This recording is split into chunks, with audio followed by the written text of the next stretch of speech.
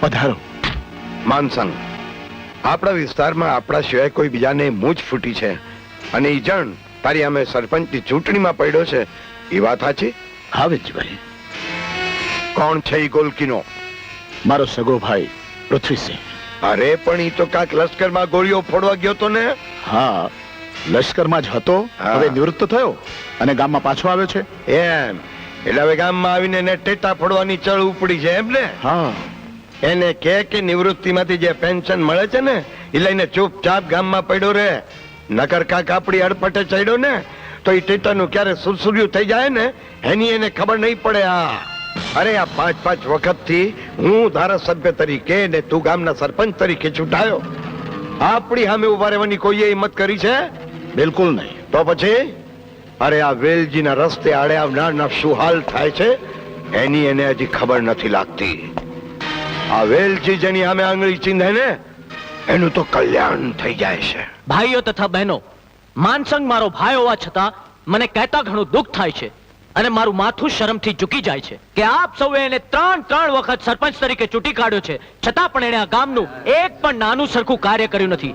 હા, એને કર્યું છે તો ફક્ત એક જ કામ કે આપણા આ વિસ્તારના ધારાસભ્ય વેલજીભાઈની ચમચાગીરી કરી અને પોતાની તિજોરી ભરવાનું. અને વેલજીભાઈને પણ આપણા ગામ ઉપર પોતાના સ્વાર્થ સિવાય નજર નાખવાની ફુરસત ક્યાં છે?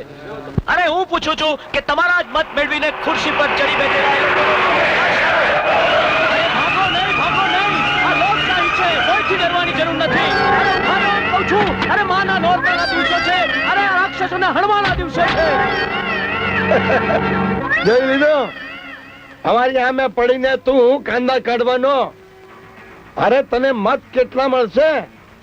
તો કે 2, એક તારો એક તારી બાયડીનો. વેલજીભાઈ, આ વખતે માનસંગને બિનહરીફ ચૂંટાવા નહીં દઉં, ઈ વાત તમે ધ્યાનમાં રાખજો. તમારા જેવા લોકોની જોહુકમી અને દાદાગીરી સામે લોકોને લડતા શીખવીશ અને હું પણ લડીશ. અરે તમારા શોષણથી શોષાઈને આ પ્રજા સૂકા ખડ જેવી થઈ ગઈ છે. એને જરૂર છે તો માત્ર એક તણખાની, અને એ તણખો હું બનીશ. અને એ તણખો જ્યારે ચંપાશે ને ત્યારે તમારા જેવા નેતાઓ બળીને રાખ થઈ જશે. પૃથ્વીસિંહ, પળમાં કોની રાખ થઈ જશે ને કોના રામ બોલાઈ જશે એની તમને હમણાં ખબર નહીં પડે. અમારી સાથે દુશ્મનીનું પરિણામ. અરે પરિણામની પરવા કરે ને એ આ પૃથ્વીસિંહની સમજો નનકા, તું બીક કોને બતાવે છે? અરે લશ્કરમાં રહીને જિંદગીના છેલ્લા શ્વાસ સુધી આ પૃથ્વીસિંહ લડ્યો છે, હાથમાં બંદૂક ચાલી છે. તારી જેમ નકરું માઇક નહીં, સમજો? અરે હું તો આ ભોળી પ્રજાને સમજાવીશ કે તમારા જેવા શિયાળિયાના આવવાથી કઈ સિંહોએ ભાગવાનું ન હોય, તમારા જેવા વરુઓ ઉપર એમણે તૂટી પડવાનું હોય, સમજ્યા?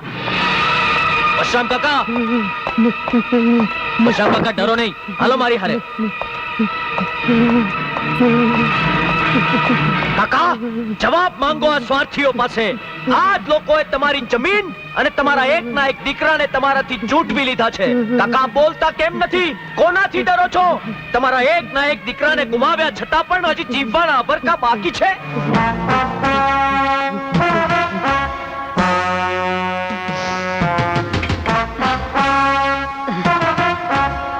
ગંગાબેન,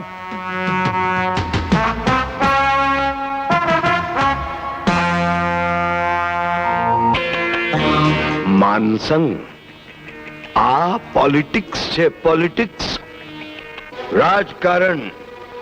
અને રાજકારણમાં માં, બાપ, ભાઈ, બહેન, કાકો, મામો કોઈ શક પણ આડે ન આવવા જોઈએ.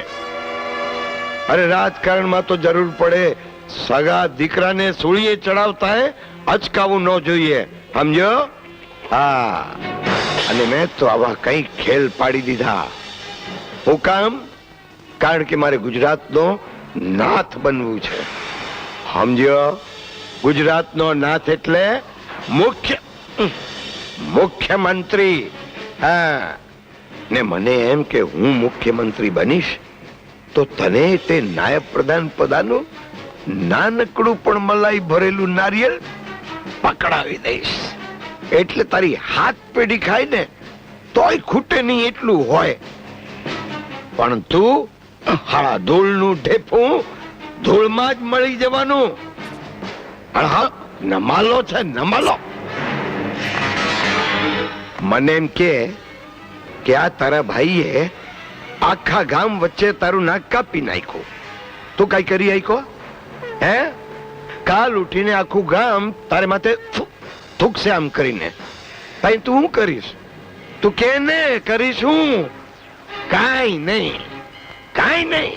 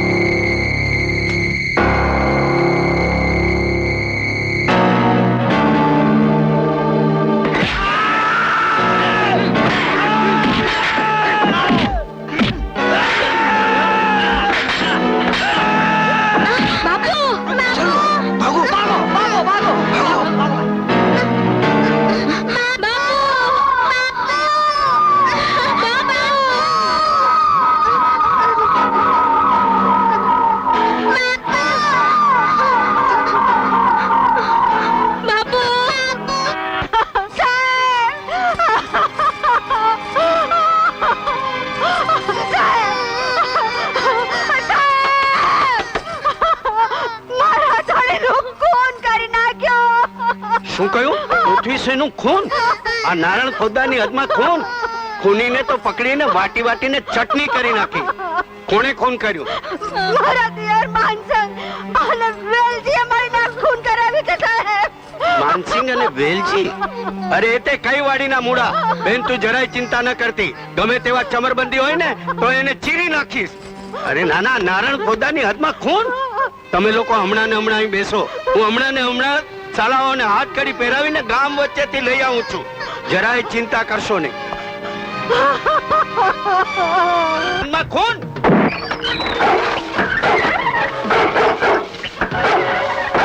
ઘણી ખમા, ઘણી ખમા, બાપુને ઘણી ખમા.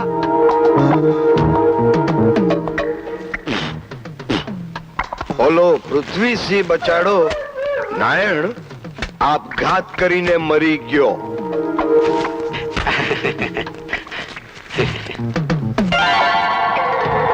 આપઘાત એટલે આપઘાત, એમાં જરાય ફેર નહીં. નારાયણ ફોજદારની હદમાં આપઘાત.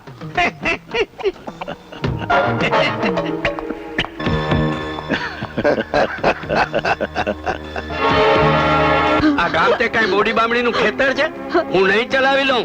અરે પાર્વતી બેન, વેલજી અને માનસંગ મને જોઈને ઉંદરડીની જેમ ઘરમાં ઘૂસી ગયા. હજી તપાસ તો પૂરી થવા દો. બેઉને ઊંધે માથે ન લટકાવું તો મારું નામ નારાયણ ફોજદાર નહીં. ના ના, એ લોકો સમજે છે શું એના મનમાં? નારાયણ ફોજદારની હદમાં ખૂન? ચાલો ચાલો, તમે મારી સાથે ચાલો. જ્યાં ખૂન થયું છે ને એ જગ્યા મને બતાવો. ચાલો ચાલો.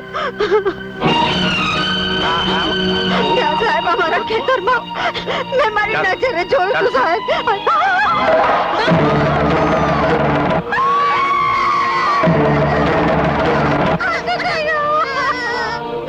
હા ભાઈ, તું તો કહેતી હતી ને તારા ધણીનું ખૂન થયું છે. એને તો આપઘાત કર્યો છે. ના સાહેબ, મારી નજરે. ખબરદાર જો નારાયણ ફોજદાર આગળ જૂઠું બોલી છે તો ગામના આબરૂદાર માણસો ઉપર ખોટું હાર ચલાવતા તને શરમ નથી આવતી? અંદર કરી દઈશ. સાહેબ પણ અરે પાણ અને બાણ દીવા જેવું ચોખ્ખું દેખાય છે કે તારો ધણી લટકીને પોતે મૂવો છે.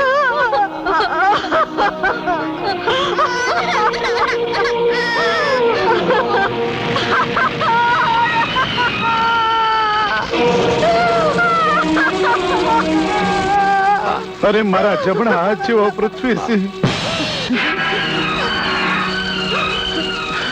ચૌધરીજીને હલાવો, ચાલે જાઓ. જો પાર્વતી, મોઢું સંભાળીને વાત કરવાની. આ પૃથ્વીસિંહ ઉપર કઈ તારી એકલીનો અધિકાર નથી. અરે તું તો પારકે ઘેરેથી આવેલી એક પારકી સ્ત્રી. જ્યારે આ માનસિંહ ને તો એની સાથે લોહીનો સંબંધ હતો. ભાઈ હતો પૃથ્વીસિંહ એનો. ચલ માનસિંહ ચલ, કહું છું તને કોણ અટકાવે છે? ચલ.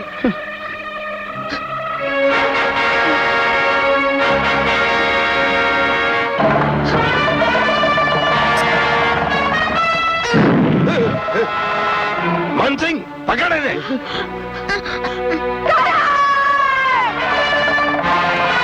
પોલિટિક્સ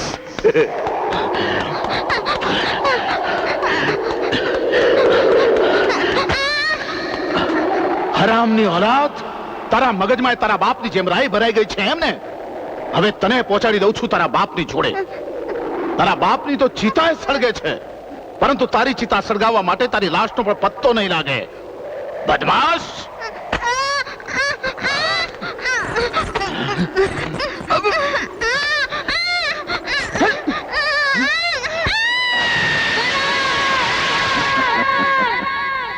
खड्गं चक्रगदेषु चापपरिदां शूलं वुशुण्डे शिरः शङ्खं सन्ददतिं करैस्त्रिनयनं सर्वाङ्गभूषावृताम् नीलाश्मद्युतिमास्य पाददशकां सेवे महाकालिकां श्यामस्तौ स्वपिते हरौ कमलजो हन्तुं मधुं कैटभम् प्रणतानां प्रसीदकं देवी वैश्वासहारिणीं त्रैलोक्यवासिनीं लोकानां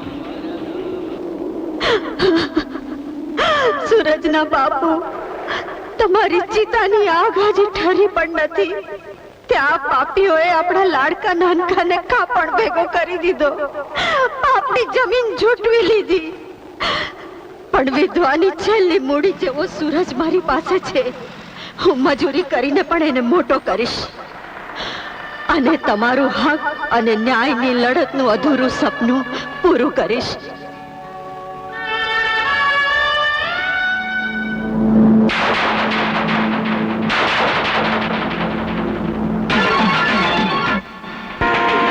શું થતું હશે આને?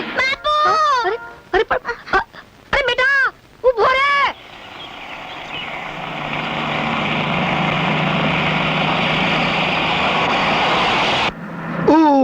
બાબુ બિલ્લી નક્કી કોક નું આવી બન્યું. હે બાબુ બિલ્લી ભાગો.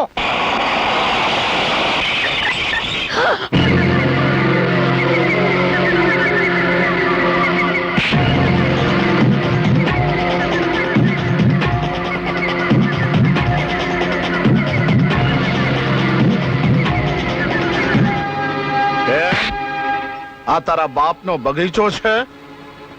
તે રોડ પર દોડમ દોડ કરે છે? હા, ચલ હાટ. યા ખુદા, અરે નાપાક, આવા માસૂમ બચ્ચા પર જુલમ ગુજારે છે. જરા તો ખુદાનો ડર રાખ. હે કબીર, હું તને જ મળવા આવ્યો છું. અમારી સાથે વેર બાંધવાનું બંધ કર, નહીતર ભારે પડી જશે. બાબુ બેલે, તું મને સમજાવવા આવ્યો છે કે ધમકીઓ આપવા? હે, જે સમજવું હોય તે સમજ, પણ આજ તો હું તને એક ચેતવણી આપવા આવ્યો છું કે જો આમ ને આમ મારા અને વેલજીભાઈના વિશે અરજીઓ સરકારમાં કરતો રહીશ તો તારા મોતની અરજી ક્યારે લખાઈ જશે એ તને ખબર નહીં પડે. સમજો? અબે ઓય, આ કબીર એટલો બુઝદિલ નથી કે વેલજીના મામૂલી ચમચાની ધમકીઓથી ડરી જાય. સમજો? કબીર! એ વેલજીના ચમચા, જઈને કહે તારા વેલજીને કે ખુદાનો આ બંદો કોઈ દિવસ ડર્યો નથી અને ડરશે પણ નહીં.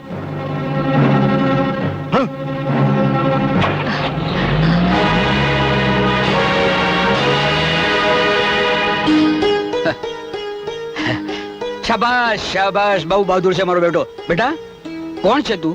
હા, હા? કબીરભાઈ, હા? એ કોણ છે એની તો કોઈને ખબર નથી, પણ નદી કાંઠેથી ક્યાંકથી તણાઈ આવતો હતો તે મને મળી ગયેલો. 3 દિવસથી બસ આમ જ અચાનક ઊંઘમાંથી ઝબકીને જાગી જાય છે અને ચીસો પાડવા માંડે છે અને તરત જ ભાગવા માંડે છે. કઈ પૂછે તો જવાબે નથી આપતો. મને લાગે છે બેન કે આની નાની આંખોએ કંઈક એવું જોયું છે જે એના મગજમાંથી ભૂસાતું નથી. હા, કોણ જાણે કોનું હશે આ માસૂમ ફૂલ? હા કબીરભાઈ, હા? જ્યારે મને નદીમાંથી જડ્યો ને ત્યારે એના હાથમાં આ હાર ફસાયેલો હતો. એ કામનો છે એમ સમજીને મેં એને છાતીએ લગાડીને સાચવી રાખ્યો છે. કાશીબેન, હા આ હાર સાચવીને એના ગળામાં પહેરાવી દો. હા ભલે. કદાચ ભવિષ્યમાં આ જેની સાચી ઓળખાણ કરાવવામાં મદદરૂપ થઈ શકશે. ભલે. યા ખુદા તાલા, તું સાચો રાહબર છે. રહેમ કર ખુદા તાલા, રહેમ કર.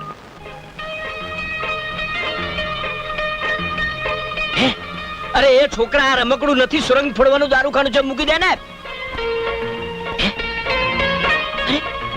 અરે ક્યાં ગઈ એની માં? લેવા દેવા વગર બધાને મુસીબતમાં મૂકી દઈશ.